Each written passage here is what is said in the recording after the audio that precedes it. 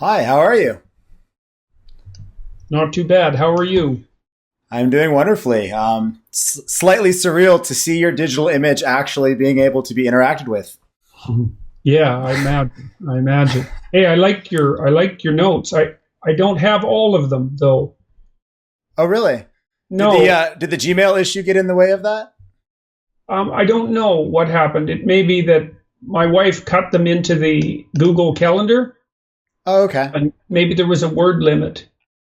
Ah, I see. But I got quite a bit. I just kind of ran out where you were asking the question, why would a group of people decide to return to cooperation once the other group did so? Ah, yes, yes. So, I mean, that was kind of related to some of my research that I had been doing back at Yale about a decade ago, with respect to effectively game theory, iterated gameplay, how we develop trust, the role of forgiveness in that development of trust, and the persistence of those types of stable systems. Yeah, yeah. So you worked on iterated gameplay. What was that a part of evolutionary psychology? Yeah, it was partly to some extent it was related to the actual formal study that I was a part of, but it was also just actually how I got into software development to begin with. I was very interested in agent-based models and experimenting with the intersection of evolutionary game theory and agent-based models and computational models of those types of systems. So tell me about that overlap. Is there any specific part that you'd be interested in hearing about? Well, I wouldn't say that I'm an expert in iterated gameplay. I'm really fascinated by it because there's a huge difference between playing a game with someone once and playing a game with someone multiple times. And the idea that there are stable configurations of iterated gameplay, that was a notion that I basically developed, at least in part from reading Piaget. And that struck me as almost unutterably brilliant because Mm-hmm. it it opens up the possibility that there are forms of structure that emerge as a consequence of iterated social interaction that we don't really understand, that can be like super real, and Mm-hmm. that can easily, I mean, in my wilder imaginations, I think of those stable iterated game structures as a major part of the evolutionary landscape, right? That we're actually adapted to stable iterated games, and that's actually what constitutes the social structure. It's got to be that. It's got to be something like that. And I think it most certainly is something quite like that. My interest also was aligned with my research that I was doing independently in terms of nonlinear dynamics and chaos theory. And in chaos theory, there's these ideas of attractors, so to speak. And most of the dynamics that are studied in that field are studied in the frame of reference of something called phase space. Have you ever heard of the idea of a phase space? Yeah, So yeah, it's actually similar to the types of things you discuss when you talk about the manifest, like almost infinitely manifestable potential of different future systems, right? So yeah, it's all possible future configurations of how that system could, in theory, evolve over time. right. And that's kind of what you can start to get at by modeling evolutionary systems with agent-based models, because the fundamental the simplest way of describing them is you kind of create a set of rule-based heuristics for the agents themselves, which would be something like the humans, and then Yeah, you create a set of rule-based heuristics for their environment. And yeah, then you can basically play that out over time, but you can also parameterize it and kind of adjust those parameters. So, you could do things like, if we were to play a game over time, there could be, some way of parameterizing our levels of trust. And the fascinating aspect is that these simple rules start to bubble up into, very different configurations over time, some of which are stable and can actually persist patterns over time, kind of like Conway's Game of Life, for example. yeah. And some of which are highly unstable. So, that took me down, a rabbit hole. And as I also noted at that time in my life, I was very much, in the frame of reference of materialistic reductionism.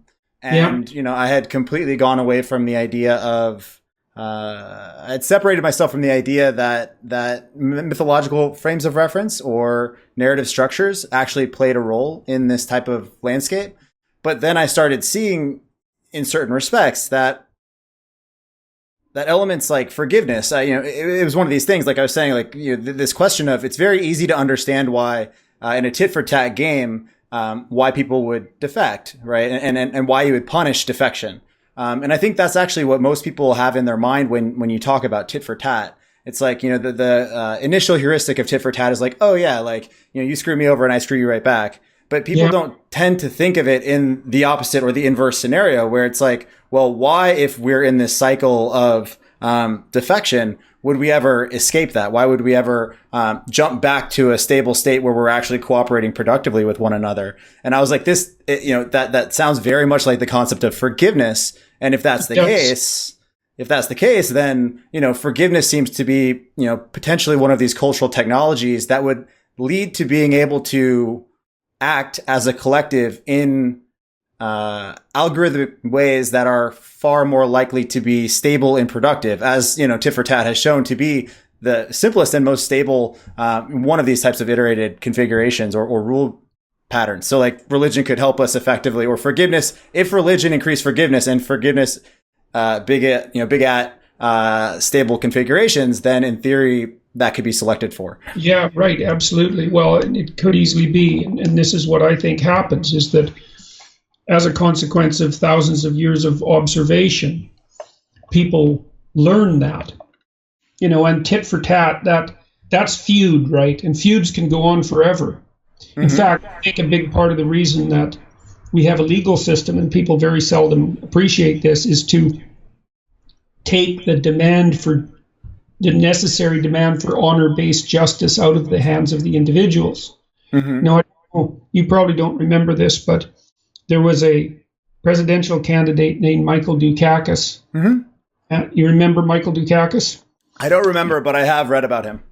Okay, well, he was the governor of Massachusetts, and at one point one of his policies resulted in the release of a criminal from prison, Willie someone or other, and that criminal promptly went out and raped someone.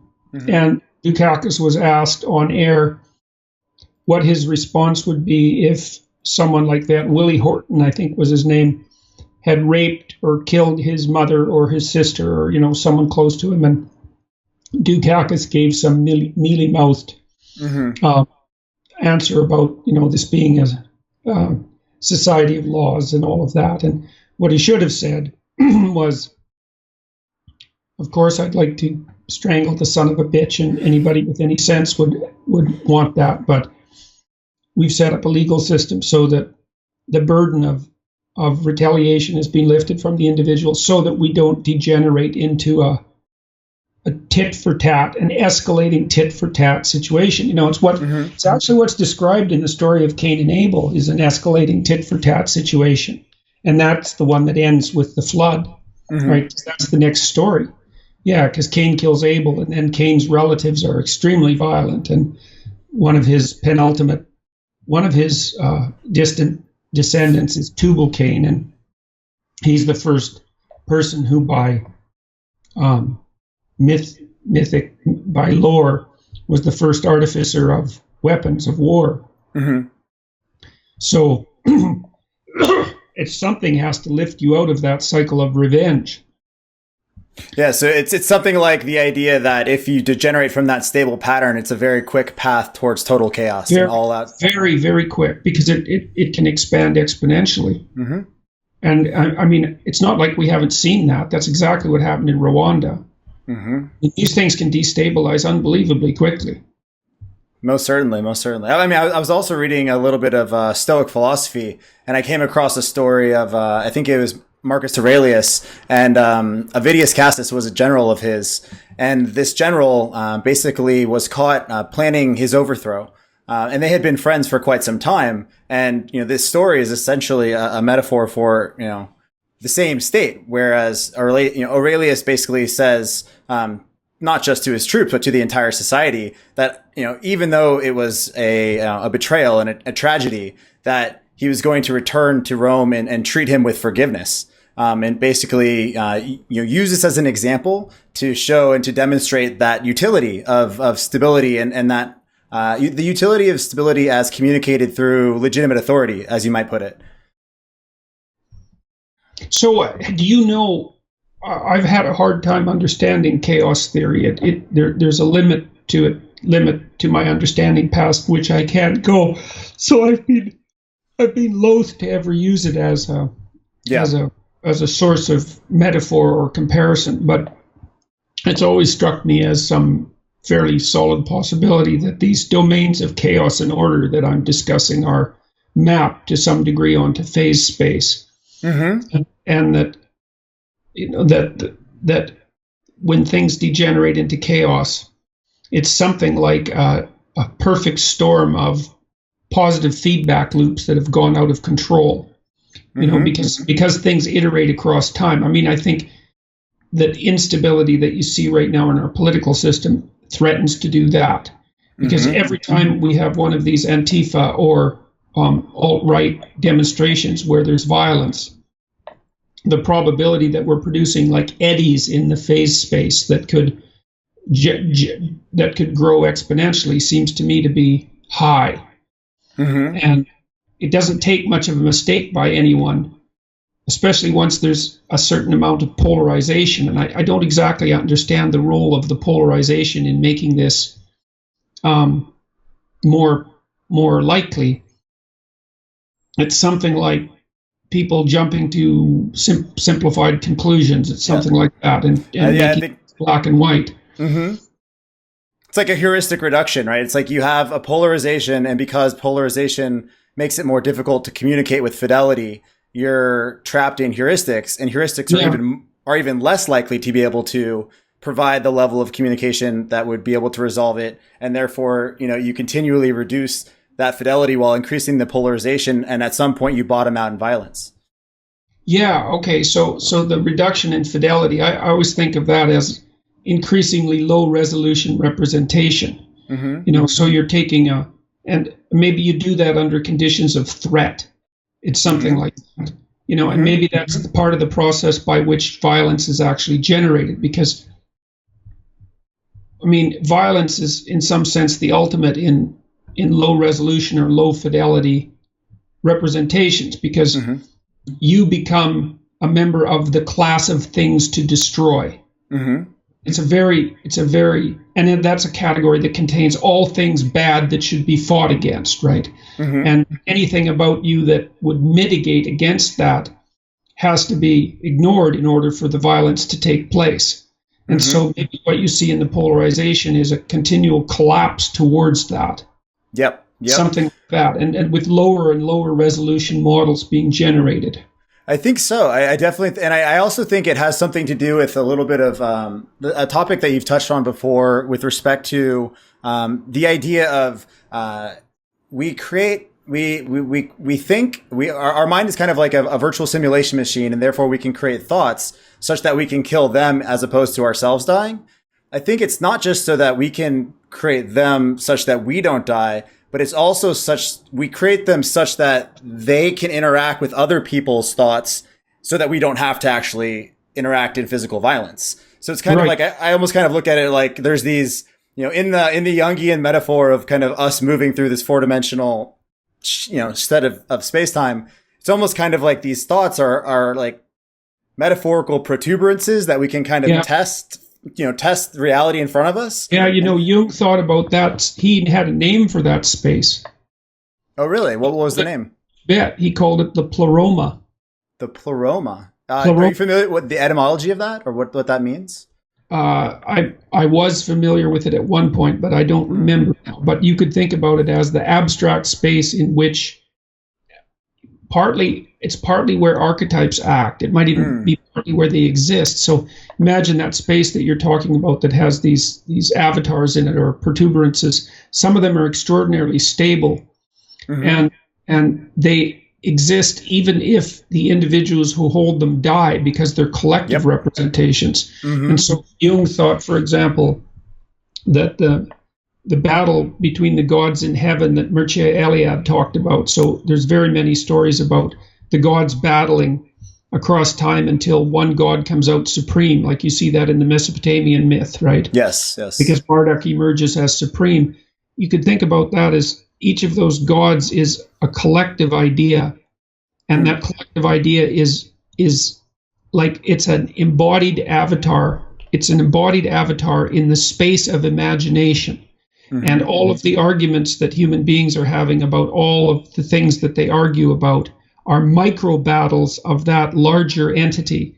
And the story of the battle of the gods across time is a collapsed representation of that process occurring across maybe 10,000 years, something like that, until some principle comes up as supreme.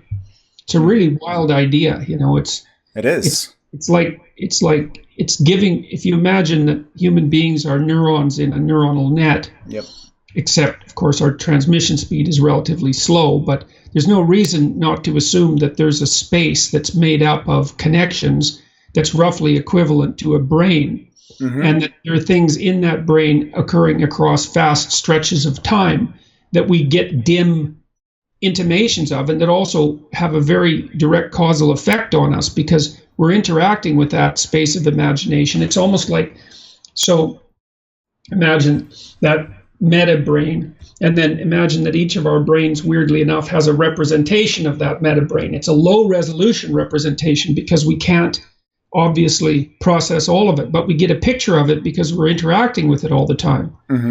And so it's like each of our brains has a partial holographic representation of the entire network. And yeah, so it's a very bizarre structure, that thing. And, you know, if an individual dies, it doesn't have much effect on the entire structure. It just keeps moving. So Jung's book, Ion, I would say, is kind of the most frightening exploration of that idea, because in Ion, Jung describes these great archetypal ideas battling for supremacy in this Pleroma-like space across thousands of years. It's a mind-boggling book, you know, because it provides a weird kind of reality for the idea of gods, even if you're an atheist through and through, because these things are, especially if you think about this space extending even past the human back farther down our evolutionary ancestry, you know, because you can think of great forces like aggression and sexuality battling for supremacy across like untold epochs. And it's not obvious which of those levels of reality is the most appropriate one. Obviously, go ahead. Well, I didn't want to take you off your thought. It's just interesting. I need to bump Aeon up my reading list, but it's reminding me. Are you familiar with the work of Douglas Hofstadter? Yes. So in his book, which I Am a Strange Loop, which is a little bit of a distillate of his Gödel Escher Bach work, which was a little bit more of a tome, but slightly drier, but fascinating nonetheless. He has an anecdote. It's a little bit tragic of when his wife died, and the feeling of the representation of her in his own mind that had been built up over time as effectively an avatar-like representation at an extremely high fidelity, since they had so much shared reality with one another.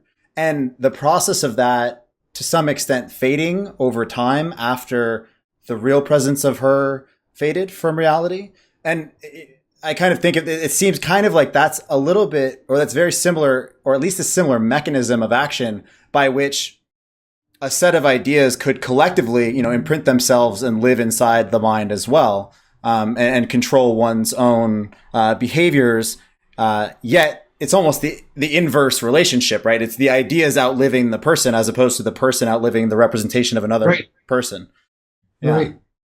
Yeah, well, the thing we also don't know to what degree people outlive their lives in some sense. I mean, you know, some people have quite a dramatically perturbing effect on the collective representation. You know, they restructure the way that it works. I mean, Freud's a good example of that, because, I mean, part of the reason that people are less likely to take Freud seriously now is because we've already incorporated all of his major discoveries. We just assume that they're self-evident. And so in some sense, all that's left is his pile of errors, you know, like a caterpillar's skin or something like that that's left behind.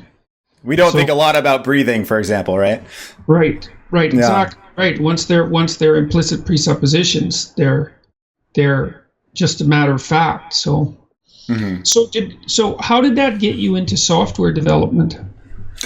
Well, it was a confluence of factors. You know, one of them was the fact that I was also doing a little bit of research in terms of neuroscience, fMRI studies, statistical modeling in MATLAB of those. So I had just started, building up the skills to actually interact with computers as a means of manipulating information. And it was, as you might imagine, given your descriptions of how powerful this can be, that can feel powerful and rather addictive. Once you start feeling as if you literally are simulating and interacting with the fabric of reality. And so that was interesting to me. And I was feeling a pull towards that. And at the same time, relative to kind of how you frame motivated states, I was feeling a little bit of a push away from academia, given the fact that I was having difficulty having engaged conversations along these types of lines with people outside of the specific domain of evolutionary psychology I was in. And even in that domain, people weren't as interested in the kind of computational dynamics of evolutionary game theory. I was doing a lot more research in terms of primate research, which I really loved, but it wasn't exactly what I wanted to pursue. And it also started becoming more clear to me the types of games in terms of publishing dynamics and content generation within academia that were going on. And, simultaneously that push away and then the draw of kind of the online internet revolution and all of these opportunities led me to pursue, a career in tech and software engineering.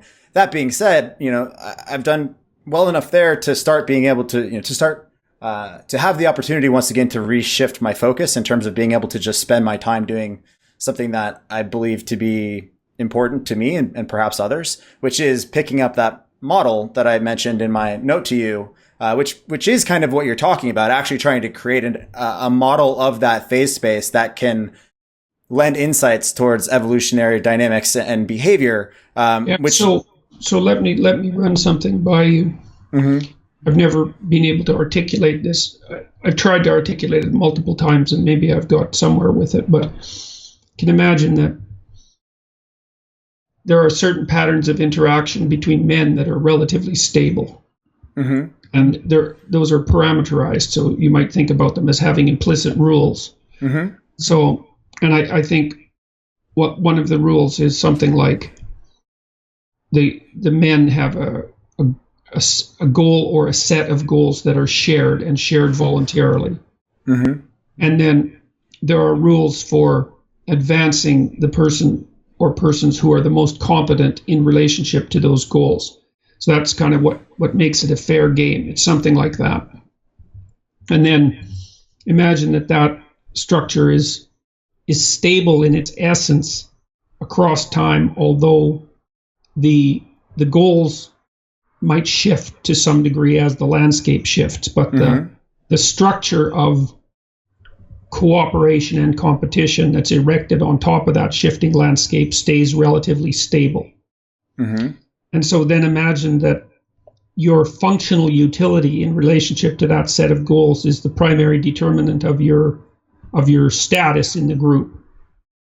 And that status is roughly equivalent to a position in a dominance hierarchy, although thinking of it as dominance is, one of my colleagues warned me about a year ago against using the word dominance hierarchy because it seemed to play into the neo-Marxist insistence that hierarchical structures are predicated on power, which mm-hmm. I think is a really pernicious, virtually evil claim, because it makes every functional organization into a tyranny mm-hmm. and an oppressor, right? And so, anyways, so then imagine that thing, because human beings are so cooperative and so competitive, that we've been doing this for an extraordinarily long period of time. Maybe it was originally organized around hunting. That wouldn't surprise me. So then imagine that that's a stable feature of the landscape, and that as you progress, as you move up a rung in competence, your probability of leaving offspring increases quite radically. So if you're at the bottom, you have virtually no chance, and at the mm-hmm. midpoint, you have some chance. At the top, it's virtually certain.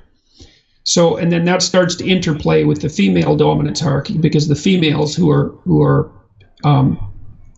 evolving intelligence at approximately the same rate learn to let the men sort out the hierarchy and then peel from the top. So then you get a dual process that's driving the development of the kind of competence that allows people to rise up a competence hierarchy. And then you could imagine, so then you're starting to be selected for that. So then increasingly a human being is selected for moving up competence hierarchies. And that's, I think, the origin of the idea of the logos. Mm-hmm. I think it is. It's because that, think what enables you to move efficiently up dominance hierarchies. It's something that people generally would describe as leadership. But leadership's a really weak word, and people have a very difficult time describing it. But it's got to be something like it's a general problem-solving faculty. That's perfectly reasonable. You could definitely associate that with intelligence, with IQ, because that's what it seems to be.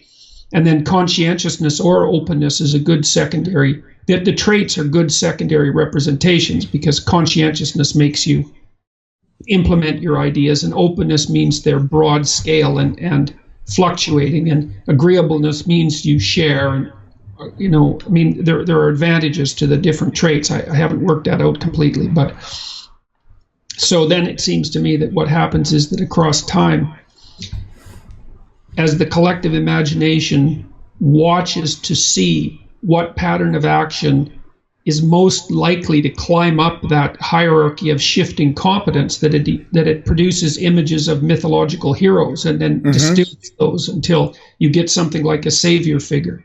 It's something like that. And that to me seems to be an entirely coherent and scientifically sound explanation for the origin of religious thinking, and even for worshipfulness, because should worship that image, because it's the image of salvation. Literally, it increases the probability that you'll live. It increases the probability, as the Bible has it, that you'll be the father of nations. And you could. I tend not to try to reduce religion to biological selection, but I'm perfectly willing to do it if it seems to be appropriate. You could certainly think of that as the father calling out to the son. If the image of the father is isomorphic with the image of the structure that's doing the selection, then that's a perfectly reasonable metaphorical representation. And it is the spirit of the father, because it's the paternal ancestors who organized the hierarchy, and it's the spirit of the father that, in some sense, is the thing that's doing the selection within the organization. So, and so I think there's a lot to unpack there. Remind me again of the word for the archetypal representation of the kind of window into the next. Pleroma. And that's the Pleroma. That's the same thing that's represented as kind of the world behind. The wind. Sorry, I didn't quite understand your question. So I think in some of your talks, you've shown religious imagery that has almost kind of a Stargate into another dimension, so to speak. That's called a mandorla. The mandorla, and so I think to some extent what you're describing, especially from the perspective of chaos theory or evolutionary theory or their intersection, is the border between order and chaos, and that the tendency of that border to effectively, if you can ride that border, for it to open up the maximal flow of information, of useful information into the society that could not only be used, but be used in ways that are also stabilizing over time. And it's kind of that representation of the highest possible good is that which can exist in that domain. As you know, the hero archetype seems to be specifically that he who can go into chaos and bring back useful order to rejuvenate society. And it's interesting that also relates in terms of, when I kind of try to visualize it, it seems to me that male dominance hierarchy, so to speak, I'd be interested to talk to you about this as well, because there's certain mathematics and network theory that show that, you don't have to look at it as a pyramid. You can just look at it as the way that graphs tend to create clustering. And that happens based on just the simplest of associations. Any preference towards association over time will lead towards a graph that is shaped in a way that can be represented as a hierarchy. And there's actually some interesting intimations that that's what's responsible for these types of power law distributions as well.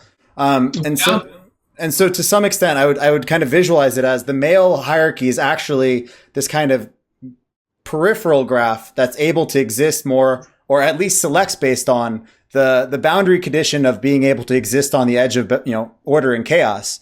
And then the female dominance hierarchy is kind of the central rejuvenating and stabilizing force that is almost the kind of anchor for that meta-organism. And that, the anchor, for what reason? Because of the necessity of reproduction? Is that something that stabilizes the way that thing operates? Yeah, that's an interesting way of looking at it. So the female is something that sets a parameter for the operation of that system. It's almost kind of like the relationships between conservatives and liberals in a way, if you think of society and political tendencies, but it's operating at the evolutionary landscape level. Right. So the men can't spin off into hierarchies that have no attraction for women. To some extent, or no attraction for persistence over time. Yeah, well, I guess it would be both, because so the women are, that's right. So the women are modifying I'd have to think about that more, but they're modifying it. You think about what it is that those men have to be pursuing. So they have to be pursuing competent movement towards, let's say, a set of goals. And you might think that if the set of goals is large enough, then it wouldn't matter what the sub-goals are in some sense, because maybe any random set of 10 goals operates under the same principles. It might be something like that. Okay. Right? So, but then the manner in which those goals were approached would have to be parameterized by the necessity of iterating across time. And so the iterations would be with you and with other people, so that would remain stable, but also iterating in a manner that remained attractive to women. So that would nail the variability in the way the system would fluctuate down substantially, I would think. I mean, in that sense, the personality traits that would be archetypically represented by women would be that which pushes us towards paths towards goals that are most stable over time, or that are least likely to jeopardize the entire stability or coherence of the collective, so to speak. Yeah, well, it might be. You can imagine here would be a situation where that would go astray. Imagine that you get so good at playing video games that you ignore women completely. Right, that's not the kind of game that will persist across time. And that's why we're in such a weird time right now, right? And I know there's so many things that I wanted to talk to you about, but I want to be respectful of your time as well. But that's another interesting element where we've kind of taken the technological reins, so to speak, from God. We are at this moment where we're about to be able to start tuning the dials ourselves. And while that is attractive, it also seems insanely dangerous, right? Because, for example, what happens if you do pursue that to the extent in which you divorce reproduction from male and female interaction? And it's not clear in any way that even though it might have proximate utility, is stable over the long term. No, it's highly improbable. I mean, it isn't even obvious to me that the birth control pill is stable over the long term. Yeah. It isn't clear to me that women being operative in politics is stable over the long term. I mean, it might be, but we have no evidence that it is. I mean, one of the thing about men is that they can go to war with one another, but I can't imagine a scenario where men would go to war with women. And so the question then, one of the questions that emerges there is, well, what do you do in the case of a final disagreement? Men have a mechanism for final disagreements. It's violence. Violence. Mm-hmm. It's violence, yeah. It's violence. And there are different levels of violence. To the extent that a female can act out the archetypal male role, and they are enabled to do so by proxy technology as a substitute good for physical strength or power, do you not think that there might be some element of a tendency for women to act more like the male archetype in situations where they can exercise a proxy like that and participate in warfare? I think the women can use violence. I just don't think the men can. Like the women use violence. They use, reputation demolition. Like that's the classic form of female bullying, and that's a very effective technology, especially in a connected society.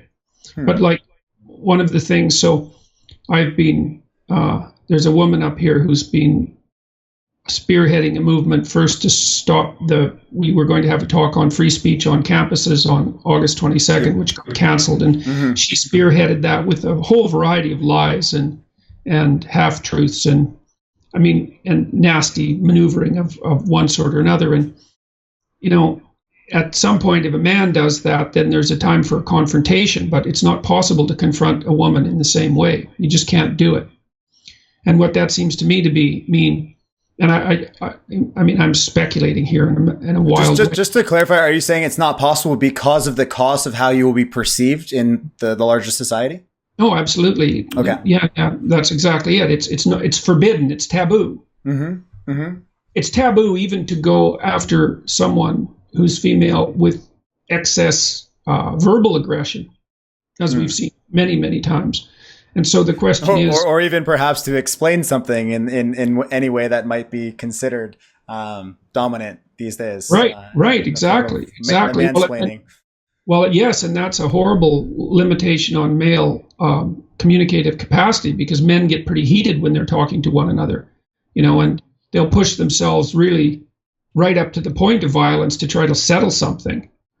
So, and sometimes you have to do that because things are really hard to settle. You can't do sometimes you can't do any settling without a lot of yelling and screaming and stamping about, because there's something at stake. And partly the way you demonstrate your commitment to your idea is by acting out the degree to which you're willing to escalate in order to have your point carried through. Like, it's not calm and rational. It's like, fuck you. I'm going to do this. If you don't let me do this, I'm going to quit. Like, I'm going to wreak havoc. And then the other person thinks, oh, well, it turns out that you're willing to sacrifice a lot for your idea. So obviously you believe it. And that's some indication that you're not playing a game.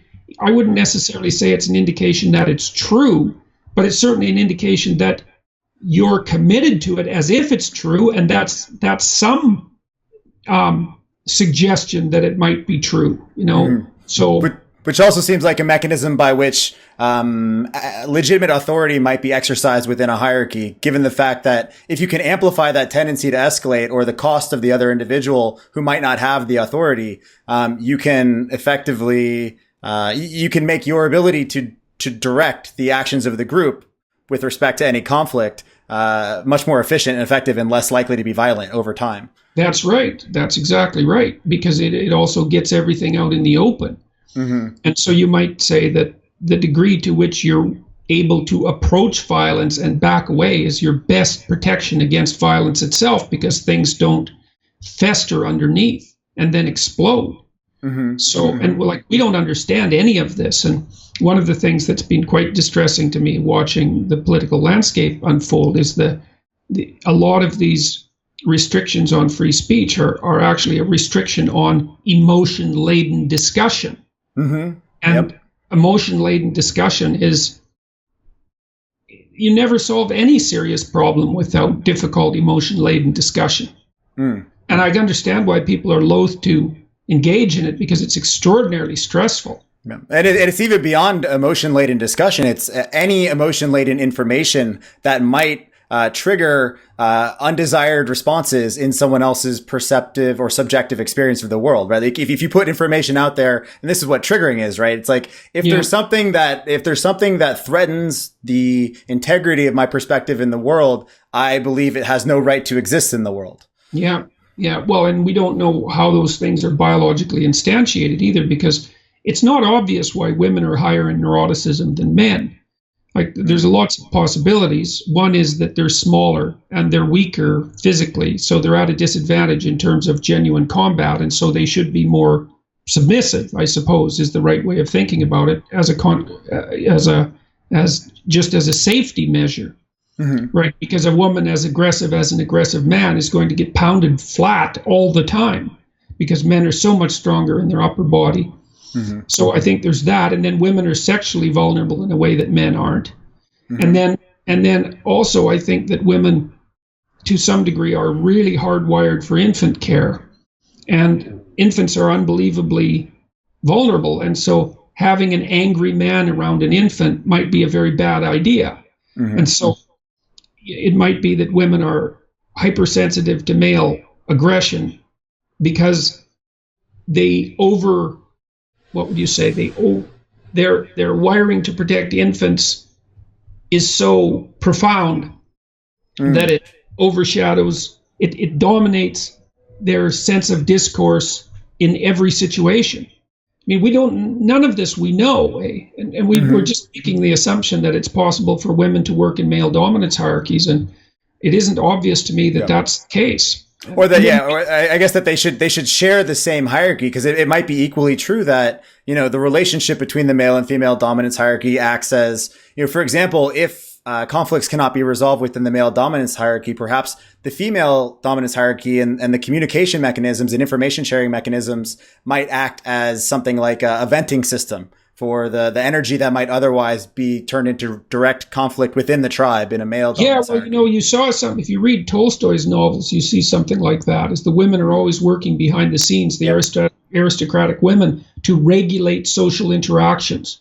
Mm-hmm. Yeah, they're constantly doing that, and they do that. They do that consciously. So the women are working behind the scenes to make sure that the social structure remains intact. And we also don't like. It's almost like the female dominance hierarchy is kind of like an immunological system in that way, to some extent, where information vectors that enter the collective that are destabilizing or threatening to coherence are attacked. And potentially evaluated and gotten rid of or pushed back outside, if they are perceived to be a threat. But that could also, just like the body's immune system might have pathologies such as autoimmune disease, these types of naturally evolved mechanisms can also have their mode of interaction or manifestation that manifests more like a disease than like its evolved intent. Right. Yeah. That's a perfectly reasonable way of thinking about it. Well, see, it could easily be too, and we've got some preliminary data in our research on political correctness that the more punitive elements of political correctness are driven by such things as neuroticism and agreeableness, independent of gender. Gender plays a role, but those two traits also matter, and so we also don't like. I have a really strong suspicion that in many of the disciplines in the universities that have become pathological, women's studies being a great example, is that we've set up sanctuaries for people who have serious personality disorders, and because they're in cliques where they validate their own, let's say, personality pathologies, they become dangerous sources of destabilization for the entire community at large. The whole idea that it's one of those positive feedback loops, as you were saying earlier. Exactly. Well, the whole idea that the best way to construe the male organization is as an oppressive power hierarchy is, that's right out of a psychiatric textbook. It's a form of paranoia. Yeah. It's almost as if one has never had a healthy relationship between a man and a woman, right? It's exactly like that. And that's a hallmark of personality disorder. That there's never been a healthy cross-sexual relationship. Oh, really? Not okay. Brother, not with a father. No, exactly. Exactly. It's fascinating. And it's another form of this conceptual collapse because, these women are unable to distinguish competent men from tyrannical men. They think weak men are safe. Yep.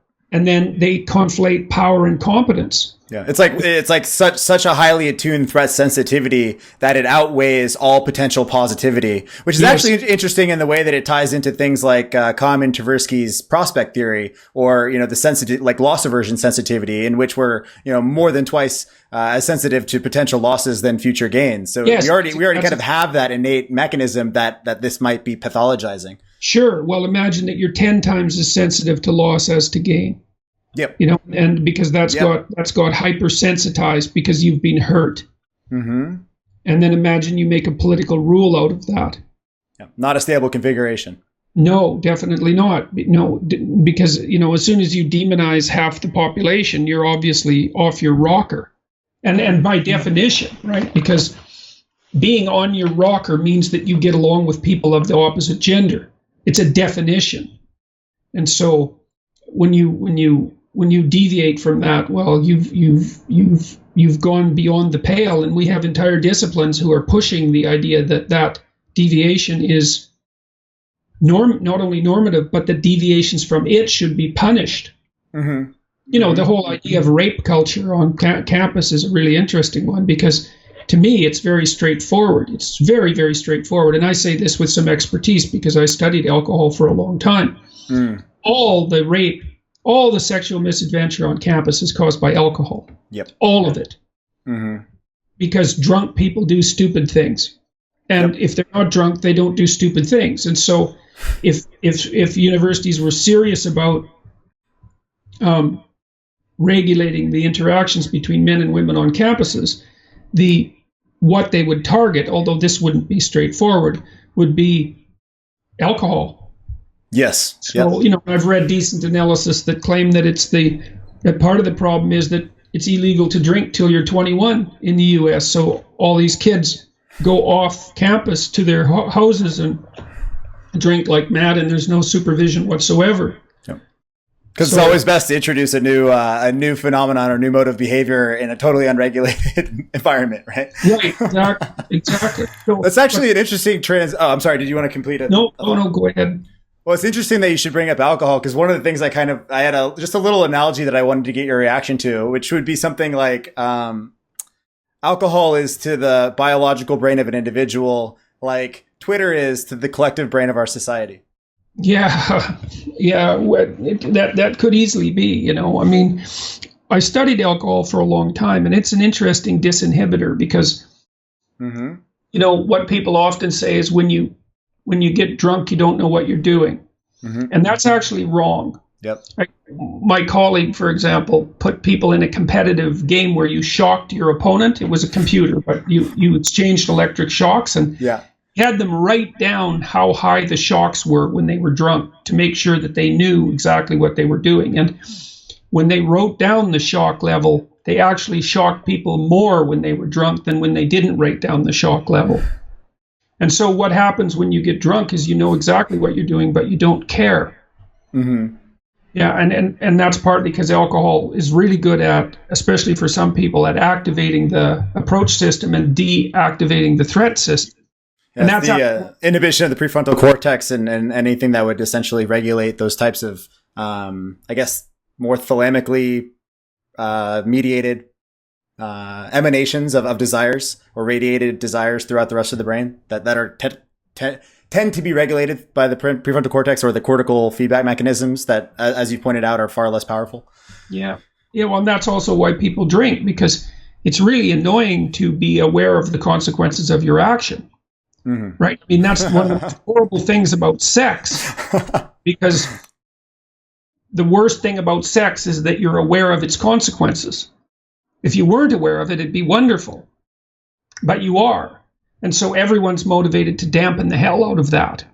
And then, of course, because you put boys who have very little experience with women together with women who are also inexperienced, both with alcohol and with sex, and then their brains are addled by all this idiocy, this politically correct idiocy, you have nothing but endless misunderstandings and catastrophes. I mean, Jesus, in a well-stabilized relationship, there's endless misunderstandings and catastrophes around sex. Yep. To think that that's going to go smoothly when you have drunk amateurs at it is so naive that it's beyond belief. And then to attribute that to rape culture is just, when, what they say, never attribute to malevolence what you can attribute to stupidity. Mm-hmm. And stupidity is it's like 90% of the variance. With alcohol, 50% of homicides are committed by people who are alcohol intoxicated, and that goes for victims and perpetrators. Mm-hmm. Mm-hmm. Right? And almost all domestic abuse is alcohol fueled. And like, alcohol is such a contributor, not only to disinhibition, but to actual aggression, that any discussion of any of those things that doesn't put it forefront and center is just misinformed. Mm-hmm. I mean, it seems like it's once again this type of balance between the systems that essentially percolate information or patterns upwards, which are positive feedback loops, and then their interaction with negative feedback loops that can regulate these. And in a situation with anybody, the absence of these negative feedback loops creates more volatility in the system. Yeah. Whether that manifests as something like a incident of rape or an incident of murder, those are both effectively symptomatic of volatility in the system. That's exactly right. They're almost always positive feedback loops that get out of control. Yeah. And you need dampening mechanisms that are in the environment in order to stop that from happening, because it's such a high probability event. So along these lines, in terms of the kind of intersection of psychology, biology, and kind of chaos theory and complexity theory, are you aware of the work of Clare Graves? No. So Clare Graves, he was a contemporary of Maslow, and they were friends actually. And his work has been turned into something it's called spiral dynamics, but he initially created something that was called, I think, the double helical model of biopsychosocial evolution. So, they obviously got a PR agent to change the name. But it's kind of fascinating because it talks about evolution, the evolution of different types of configurations of social interaction as both solving the problems in that particular space or domain of complexity, as well as planting the seeds for the next set of problems that will need to be solved with a greater level of complexity. And the type of dynamics that emerge from that. And it after reading your maps of meaning and seeing much of your content, and doing my work, and then randomly being introduced to this, it seemed like it was this very oddly resonant triangle of information. I think you'd find it fascinating, at least as a potential framework or just one other lens through which to look to think about this. Yeah, I see it here. And also, it has an interesting element of kind of a polarity that we swing between with respect to phases of individual focused and collectively focused. So the types of problems that are created by collectively oriented systems can only be solved in some ways by a return to certain kinds of individualized frameworks and modes of thinking, and vice versa. And you can, there's nothing that guarantees that you move up or down this, but, to some extent, and you talk a lot about spirals. So, spiraling up or spiraling down. So it's kind of interesting in the sense that this speaks in those same metaphors of, if you are solving these problems in a healthy way and managing the increase in complexity in a stable way, you spiral up. But if you're not doing that, you can very easily just effectively get stuck in a loop or degenerate rather easily into destabilizing configurations. And he also, the weird thing about it as well, or the interesting thing, is that it's a framework for both kind of personal psychological development as well as collective or emergent phenomena. So it's kind of fascinating. Yeah, well, I'll take a look at it. It looks interesting. It's like a stage theory, like Erickson, Erik Erikson. So, well, I guess I should probably stop. Well, I appreciate the extra time. Well, it's a very interesting discussion. Well, thank you. I appreciate that. And I would like to say just thank you, generally speaking, for everything that you're doing. And it's been deeply meaningful to me to have your content, and it's putting me on a path that I think is a far more effective, powerful, and humane path in my life. So I'm How come? Why has it had that effect, do you think? So I think it's had that effect because it's allowed me to have a more coherent and inclusive view of reality that actually fits with the purely materialistic realm, and it kind of provides the complementary domain, and therefore allows me to, I think, understand things that might have previously led me towards states of despair. And instead of despair, it's more likely to result in productive development or evolution in terms of my own understanding of myself, the world, my relationship with others, or my girlfriend, or the systems to which I am a part of. So, I think there's all of that. And it's also just to some extent, resonated with some of the things that that almost kind of drove me insane in the past, but that I'm now picking up once again, because I think, seeing someone like you do what you're doing, despite all of the, personally, socially, and, emotionally destabilizing factors that produces in the world is just, it's inspiring. So Thank you very much. The support is very useful, and hopefully I'll be able to maintain this. We'll see. I'm going to start the biblical lectures again in about a month. Oh, cool. Yeah, I look forward to seeing those. Yeah. I've watched everything you've done so far. Have you watched them? Yeah, I've watched. I've watched like everything that you have online, basically. Oh wow, well, that's amazing. Yeah, well, the biblical lectures are really stretching me because they're taking me into domains that I haven't considered before, and that was especially true with the Abrahamic stories. But it was really worthwhile. So, if I am going to concentrate on anything, I'm really going to concentrate on that, because I think that's. Yeah. Well, I think that, I mean, as you've said, there's kind of an emergent, almost Christian atheism. And I might count myself, I wouldn't necessarily, I'd be hesitant to label myself in that way, but I think at least it's given me a bridge as well to reconnect with that part of myself, as well as my family and society. We need that bridge, man. We need that bridge, because those stories are at the base of our culture. And if we lose them, we're gonna regret it. We're gonna be so crazy that we can't even imagine it. We can see some of it now. Yep. This is the big error that the Dawkins and the Harrises and those people make, is that they really assume that people are rational. It's just it's interesting to me that, so actually I had one of my notes was it was a note on your conversation with Sam Harris, and it's kind of an abstract analogy, but the history of, and this is going to seem strange, but there's this history of the discovery of fractal geometry. And the interesting element about the history of this is that all of the data that was showing this deeper truth about the relationship of essentially kind of roughness to length, it was all there, but people were just waving it off as error, right? For so long, until somebody really took a look and discovered this deep connection and this fundamental world of mathematical exploration that was just, it's still bearing fruit every day. And it seems to me that people like Harris as well are kind of just looking at these patterns that are becoming increasingly obvious and just saying, error, this is just an error. These are just inconsequential, and it's not actually indicative of a deeper framework of understanding. Right. And that's exactly right.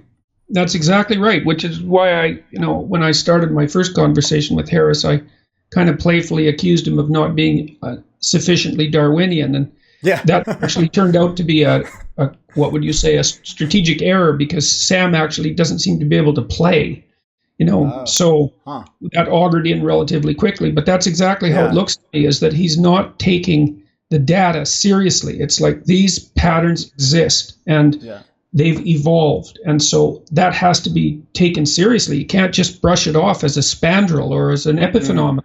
It's hyper rationalism untempered by any sense of romanticism. Yeah.